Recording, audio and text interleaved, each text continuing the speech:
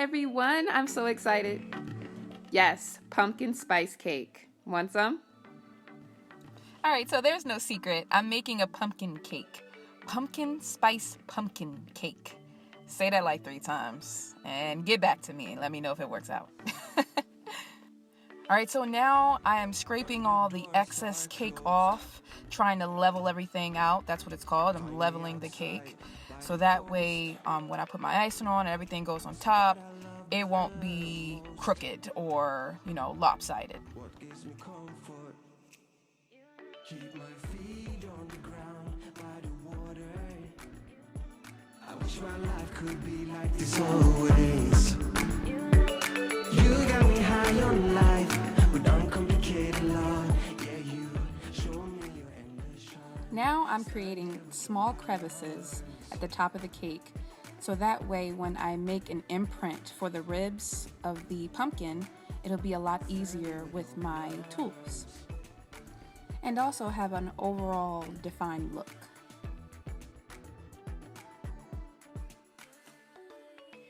Alright, make sure it's good. Now we are going to fill it with vanilla buttercream icing. Yum. Top that off with the top.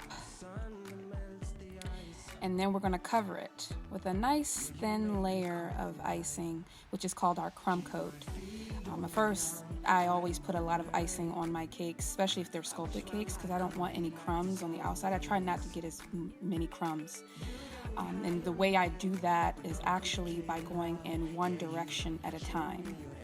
So you see I'm going, counterclockwise, and then when I later smooth it out, I'll go clockwise.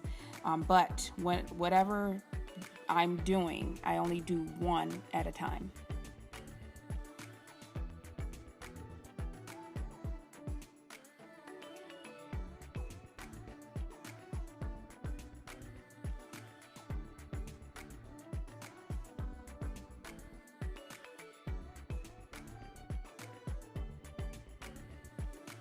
Oh, and don't be afraid. If you have some pieces that get in the way, just fix it on up, because you don't want that to make an indent under your fondant. It's not going to be a good look.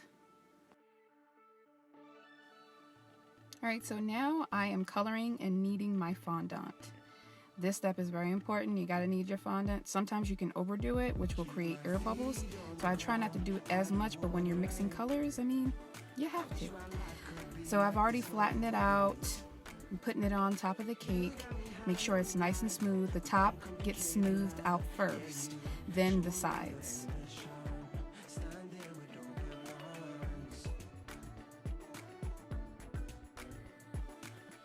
You want to try to make sure that you cut all the excess fondant off. Sometimes if you have too much, it can pull on the top surface. And now I am making my ribs on my pumpkin.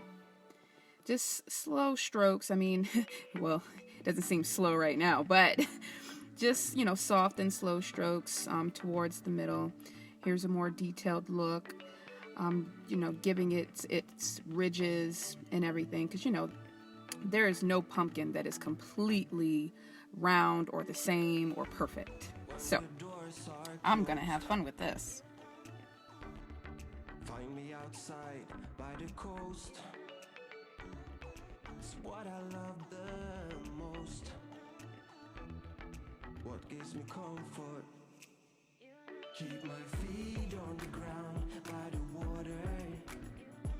I wish my life could be like this always. So I'm actually making some green fondant, colored fondant, to put on top of the cake board. I was messing around with some chocolate earlier and got it on the board, and it made it look ugly. So I would like to cover my boards anyway, and this is a good way to do it.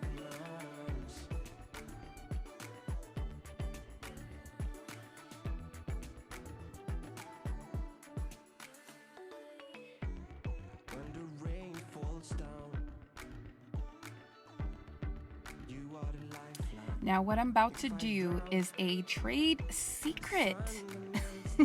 At least one of them. Best way to get fondant off of your board, if you've already spread it over the top, is to, you know, basically move in a upward, downward motion on the edge of the board, and it will like literally like get all of the excess fondant off.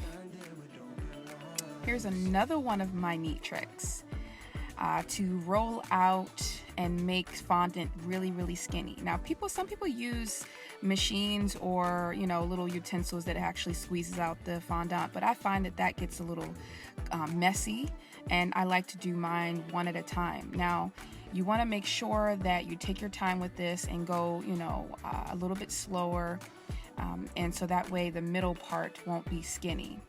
And here I'm making some leaves for the pumpkin. Oh, that looks so nice.